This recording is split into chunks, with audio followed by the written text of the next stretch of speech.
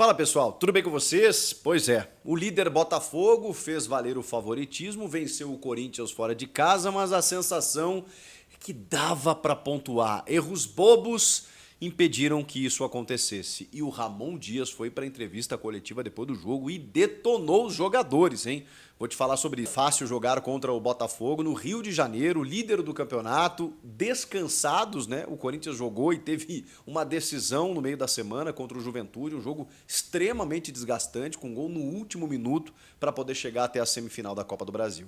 Teve alguns desfalques também, é verdade, o Ramon teve que mexer no time, alguns jogadores que estão recém chegando, ele está tentando colocar na equipe, ele também teve os seus problemas de escolha, de substituições, na bobagem que ele fez no final do jogo, né, batendo no Gandula, pediu desculpas depois, é verdade, tá tudo certo, tá zerado, mas foi expulso. O Emiliano Dias, seu filho, estava suspenso hoje por ter sido expulso contra o Flamengo. Agora, no próximo jogo, contra o Atlético Goianiense, o Ramon Dias não estará em campo. Próximo jogo, contra o Lanterna, em casa, que o Corinthians precisa ganhar. Possivelmente estreia de Memphis Depay e olha, a situação está cada vez mais difícil, gente. O Corinthians precisa fazer um aproveitamento muito interessante daqui para frente e tem muitos indícios de que ele realmente pode fazer isso. Eu vou fazer outros vídeos aqui sobre questão de rebaixamento e possibilidade de escapar e uma projeção que eu até acho otimista, especialmente nos próximos jogos, mas o tema do vídeo aqui hoje é analisar o confronto contra o Botafogo, mas só para dizer para vocês que tá complicado, porque hoje não tinha muito o que fazer. Hoje eu entendo que apesar de não mudar muito a vida do Corinthians, o empatezinho seria um bom resultado, porque o campeonato do Corinthians não é contra o líder, é contra a turma que está lá embaixo, é contra o Goianiense, por exemplo, no próximo final de semana. Mas contra o Botafogo, daria uma moral, né? Você vence o Flamengo em casa e depois, sei lá, empata contra o Botafogo no Rio, continua esboçando essa recuperação. Não que ela tenha sido cessada, digamos assim, impedida, mas deu uma brochada, porque aí, obviamente, né, você vai precisar recuperar esses pontos e o Corinthians tem muito poucas vitórias no campeonato, são só 5 até agora em 26 jogos, em 26 rodadas.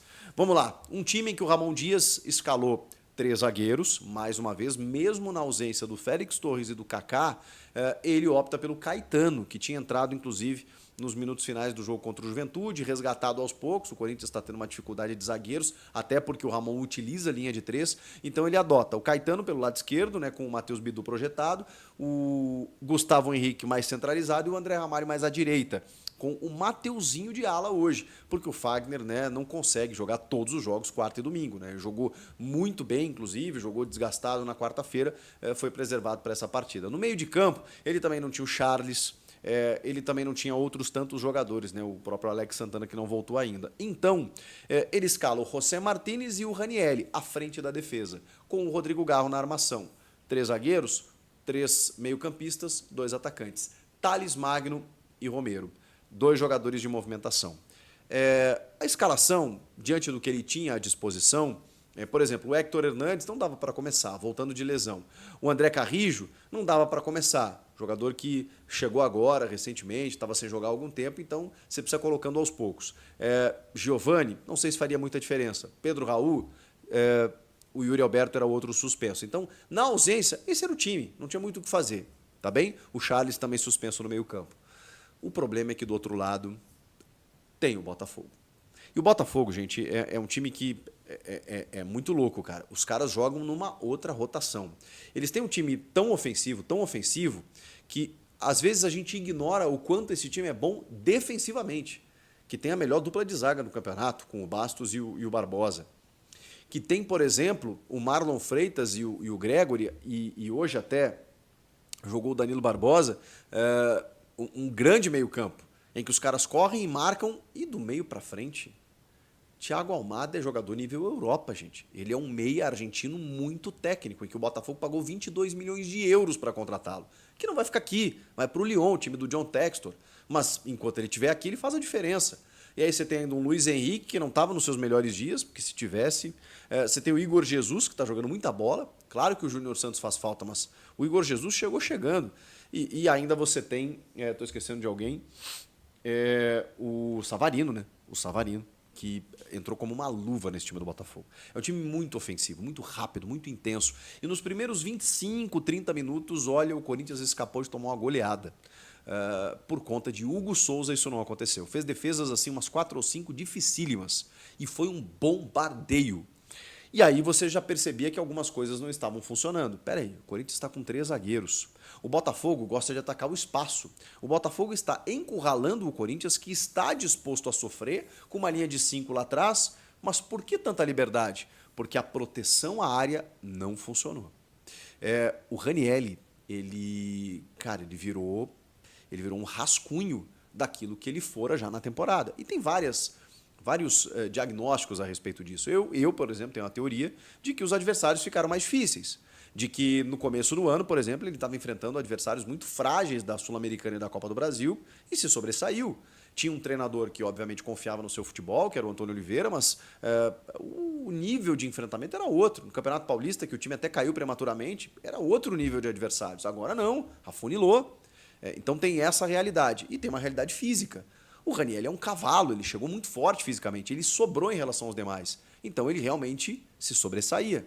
Quando a coisa meio que nivelou na temporada, e acho até que ele se desgastou pela sequência de jogos, porque ele jogava todos os jogos, e ele teve uma lesão também, ficou de fora, quando voltou não conseguiu ser mais o mesmo jogador. Então tem vários motivos para a gente entender que o Ranielli não é o mesmo que começou a temporada.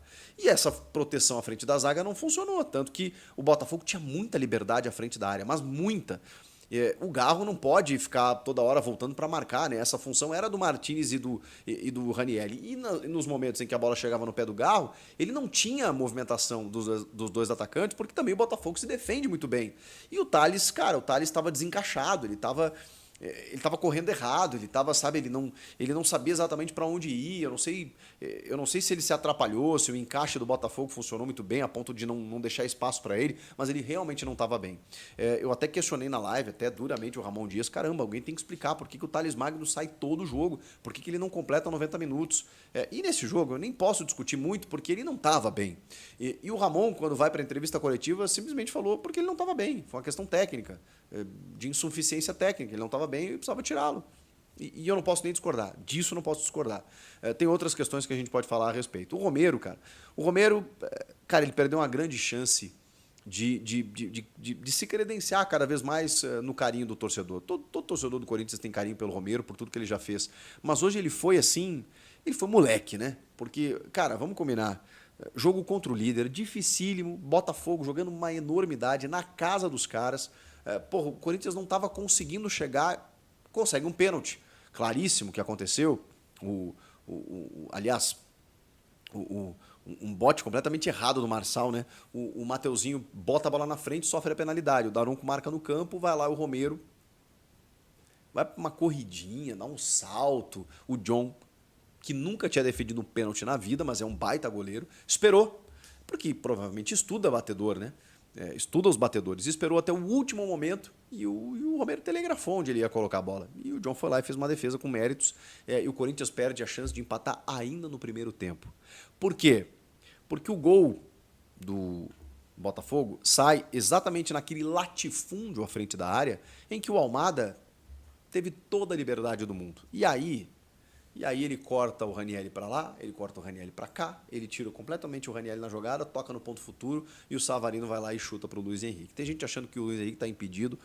Eu não vi ainda uma imagem conclusiva, assim, né, uma linha traçada, não vi, mas acho que está atrás da linha da bola. Mas aí tem vários erros, né? Você não tem a proteção na defesa, você deixa que o passe entre, você deixa que o passe seja receptado pelo Savarino, ele faz o cruzamento e o Luiz Henrique consegue chegar no meio da defesa. E aí tem ali o Caetano e o Gustavo Henrique marcando, o André Ramalho que está no Savarino. Como que esse passe entra? Como que isso acontece? Mas tá bem, o Botafogo estava martelando muito e não fosse dessa maneira, poderia ter chegado ao gol de outra forma. E o Corinthians faz o mais difícil, consegue numa escapada um pênalti para empatar o jogo antes do intervalo. E o Romero faz isso. Vem para o segundo tempo, o Corinthians volta bem, volta atacando o Botafogo até meio que... Quando tomou conta do que estava acontecendo, assim, estava o Corinthians aqui, ó. O Corinthians aqui, o Ramon fez algumas trocas, né? Mas ele demorou para fazer, né? Porque ele não mexe exatamente no intervalo. E aí, exatamente o que acontece? O Corinthians consegue um pênalti. com o Ranieri, vejam só, que foi uma figura determinante na partida pelo lado negativo, mas ele pelo menos sofre o pênalti numa jogada que vem lá pelo lado direito, vem o cruzamento, ele toma a frente e o Barbosa, de uma forma muito infantil, comete a penalidade que o Daronco não dá no campo. Depois o VAR chama, ele fica, nossa senhora, muito tempo analisando um pênalti claríssimo, né? Porque o Barbosa vai com o braço nas costas do Ranieri e comete a penalidade. E aí o Rodrigo Garro, camisa 10, assume a personalidade, vai lá, cobra no meio do gol, bola de segurança e resolve a parada para o Corinthians, empata o jogo, era o mais difícil a ser feito até aquele momento. E aí no lance seguinte, praticamente, né, são 3, 4 minutos na sequência, o Botafogo, obviamente, né, é o líder do campeonato, que é o título, vai em busca do resultado. E o Corinthians, bom, agora a gente vai sofrer um pouquinho aqui. Só que aí a bola é levantada para a área, o Ranieri afasta no pé do Almada e não tem ninguém marcando o Almada.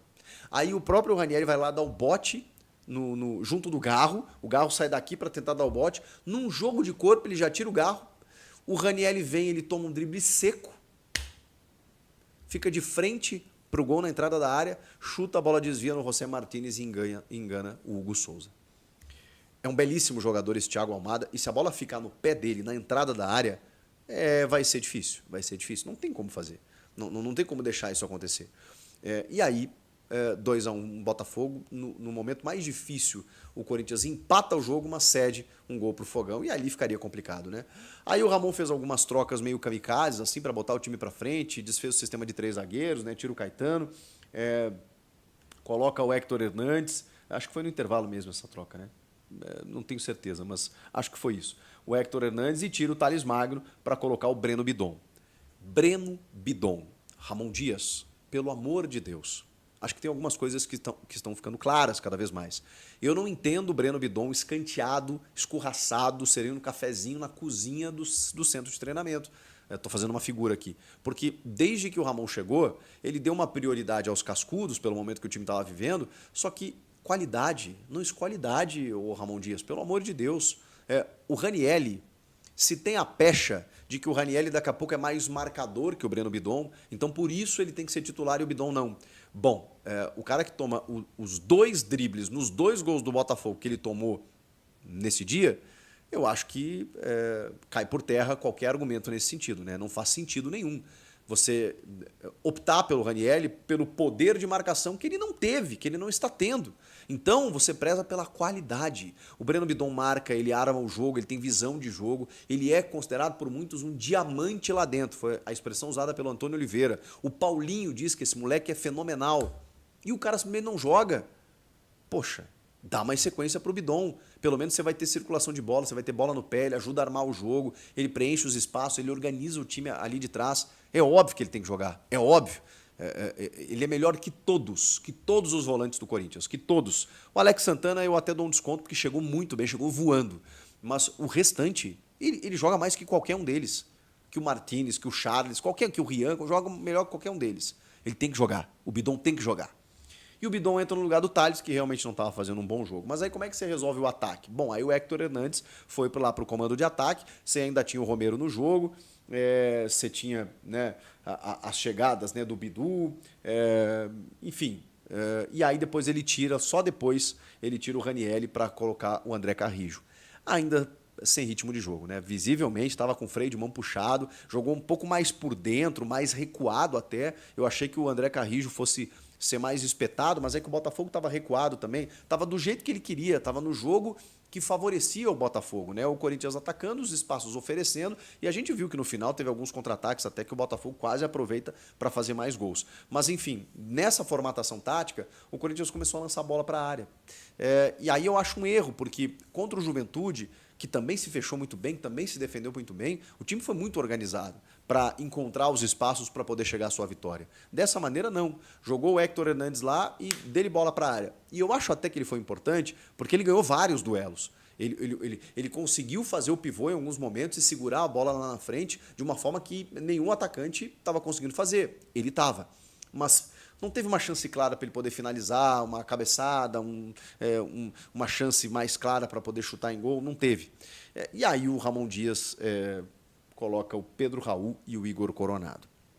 O Coronado, no lugar do Martínez, e aí abrindo bem o time, né? Porque aí ele avança o André Ramalho praticamente como volante, deixa só o Gustavo Henrique como zagueiro, fica bem faceiro o time, né? Mas ele joga o time pra frente porque ele sabe que se perder o jogo, não importa se for por 3, 4, 5, vai piorar o saldo, mas enfim, ele precisava ganhar o jogo, precisava arriscar. Só que aí o Coronado eu entendo, né? Como eu disse. Ele funcionou muito bem jogando com o Garro, na troca de passes, na tentativa da qualidade técnica de você encontrar os espaços, de uma finalização, que não aconteceu. O Coronado não finalizou. E as bolas continuaram sendo levantadas para a área para o Héctor Hernandes tentar parar. E aí uma jogadinha ou outra ali e tal, muito volume do Corinthians e tal, mas, sabe, faltou muito. Até que entra o Pedro Raul e, cara, aí praticamente você abandona o jogo, né? Porque ele não consegue ganhar uma disputa no alto, muito menos por baixo. Ele não consegue. Aí tem uma hora que ele teve que dar uma arrancada pelo lado esquerdo. Morreu na linha de fundo, né? Não tem como, a bola morre ali. O Corinthians estava sem esse escape de velocidade. O Botafogo não atacava, é verdade. O Botafogo optou por dar a bola ao Corinthians para que o Corinthians errasse e propiciasse o contra-ataque. Mas ao mesmo tempo o Corinthians tinha a possibilidade de atacar, exatamente por isso. Só que com o Botafogo fechado é difícil. Cara, é um xadrez jogar com o Botafogo, porque se você ataca, você oferece espaço, eles vral. Se você fica se defendendo, você é martelado o tempo inteiro, e aí você não pode dar espaço na frente da área como o Corinthians deu. É muito difícil jogar com os caras. E o Corinthians teve a chance de empatar no primeiro tempo e desperdiçou. E mesmo assim empatou no segundo tempo, só que tomou um gol na sequência. Então a sensação que fica é que apesar de toda a dificuldade, de talvez uma derrota até já estar na contabilidade dos caras, do tipo assim, esse jogo, rapaziada, perdemos. Isso antes da bola rolar, ok. Quando lá dentro você vai resolver e você vê que, beleza, o teu goleiro tá segurando, vocês estão travando os caras e tal, você chegou no empate, segura, irmão, segura. Porque a sensação é essa, de que o Corinthians podia, sabe, ter voltado pelo menos com um pontinho. Uma vitória não, eu sei que seria muito difícil de acontecer, mas pelo menos um pontinho. Dava para ter pontuado, dava. Mas o Botafogo é muito bom time, conseguiu encontrar o seu resultado e o Corinthians teve muitas dificuldades na partida, até inclusive pelas escolhas do seu próprio treinador. Enfim, martelou até o final ali, tentou alguma coisa, mas como eu disse, o jogo ficou aberto, né, com os espaços, até o Botafogo poderia ter feito mais um gol. E aí o Ramon foi para a entrevista coletiva e disse que é inaceitável o espírito que teve dos jogadores nesse jogo. Que a gente, segundo ele, não teve intensidade, não teve, né, volúpia e que isso precisa mudar urgentemente. Então, o Ramon entende que o time não esteve como ele gostaria no aspecto anímico, inclusive. É curioso, eu olhando o jogo, eu não vi essa falta de intensidade, falta de luta, de vontade dos jogadores. Eu vi os caras lutando, talvez até um pouco desgastados pelo jogo de quarta, mas o Ramon usou o exemplo do jogo contra o Juventude. Ele falou, aquele espírito que a gente teve no mata-mata para classificar, para vencer o jogo, tinha que ter tido hoje. E é esse espírito que eu quero no Brasileiro também. É uma cobrança forte, é uma cobrança dura. Ele criticou muito o Romero, de que naquele momento você não pode errar, que ele é o batedor oficial, mas ele não pode errar. Ele falou exatamente uma frase que me chamou a atenção, nós tivemos 2 pênaltis no jogo e nós perdemos a partida. Isso não acontece sempre. Nós tivemos 2 pênaltis a favor e perdemos a partida. Então, você não pode deixar de aproveitar as oportunidades. No momento que estamos vivendo, contra um adversário dificílimo, faltou esse espírito que ele disse que precisa mudar já para o próximo jogo. Então, me chamou a atenção que ele cobrou a parte técnica dos jogadores, com alguns erros que o time cometeu, e também a parte, né, digamos assim, anímica dos atletas, que, cara, é uma decisão e eles precisavam encarar como tal. E segundo o Ramon, não foi dessa forma como aconteceu. Ou seja, aquela rasgada no vestiário, provavelmente o Ramon daria nesses caras, porque vai dar ou já deu, né? Porque ele cobrou publicamente demais os atletas, e aí depois, como eu disse, criticou até o Thales Magno, né? Dizendo que ele não estava bem no jogo. Faltou aquela, não estava tendo intensidade, não estava dando opção, e aí teve que sair. Então, assim, cobranças duras que vão acontecer ao longo da semana, porque tem o Fortaleza pela Sul-Americana, mas o Corinthians precisa dar uma resposta contra o Atlético Goianiense, provavelmente com a estreia do Memphis. E aí a gente vai ter que aguardar os próximos jogos, porque tem, na sequência, depois tem o Majestoso, que é em Brasília, que aí eu acho uma vantagem até. Depois tem o Inter em casa, tem o Atlético Paranaense em casa. Dá para pontuar bem, no sentido de vitórias, inclusive. Mas precisa fazer acontecer. Não dá para ficar na idealização, porque a situação está cada vez mais complicada. O jogo de hoje talvez ele estivesse dentro de uma realidade de uma derrota, mas assim, da forma como se desenhou o jogo, fica aquela sensação de podia ter rolado um empatezinho. E aí, daqui para frente, não pode mais errar.